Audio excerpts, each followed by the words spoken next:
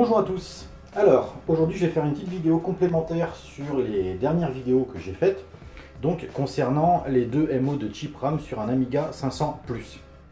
Donc, je vais faire un petit récapitulatif sur les différentes manières d'obtenir ces fameux deux MO, puisqu'il n'y en a que 3. Et en même temps, j'en profite pour frimer un peu en vous montrant une partie de ma gaming room.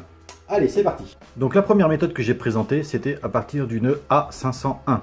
Donc on l'a vu sur la vidéo qui concernait le débridage d'un Amiga 500 en 500+, et bien plus encore. Donc le bien plus encore, c'était la transformation d'une A501 qui fait 512 kg en A501 qui fait 1 MO, et donc qui se passait en chip RAM. Donc ça, c'était la première méthode, qui n'est pas la plus simple, parce que trouver une carte A501, ce n'est pas rare, mais ça commence à être compliqué.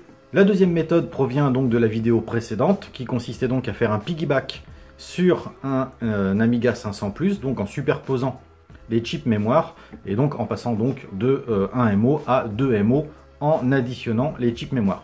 Ça pour moi c'est la méthode la plus simple, parce que des chips mémoire ça se trouve très facilement, c'est une manipulation qui n'est pas forcément très compliquée, et ça a l'avantage d'être pour moi un montage solide, dans le sens où il n'y a pas d'extension, il n'y a pas de choses qui pourraient amener un court-circuit ou un mauvais contact ou une usure du système d'extension. Et enfin, troisième méthode, donc je vais dire un grand merci à mon copain Cosmos. Voici une carte d'extension qui bénéficie directement de 1 MO de mémoire.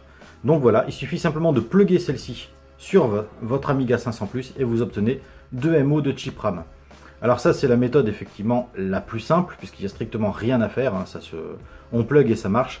L'inconvénient, c'est que ces cartes-là, ça ne court pas les rues. Surtout que celle-là, c'est même pas l'A502.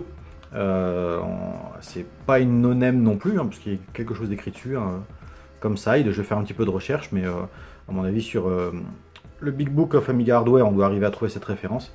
Mais ça, c'est donc la méthode la plus simple, mais malheureusement la plus rare, et donc la plus difficile à mettre en place. Voilà, c'était les 3 méthodes pour obtenir 2 MO sur un Amiga 500+. À ma connaissance, il n'y en a pas d'autres. Hein. Ben non, après, ça va être les options Vampire, ou peut-être avec les cartes IDE qui se rajoutent sur le 500+. Encore, je ne sais même pas si elles rajoutent de la mémoire chip. Donc voilà, je vous remercie d'avoir regardé cette vidéo, et je vous dis à très bientôt. Ah, et au passage, un grand merci pour votre retour sur la vidéo FAQ. Vous avez été super sympa. Merci à vous.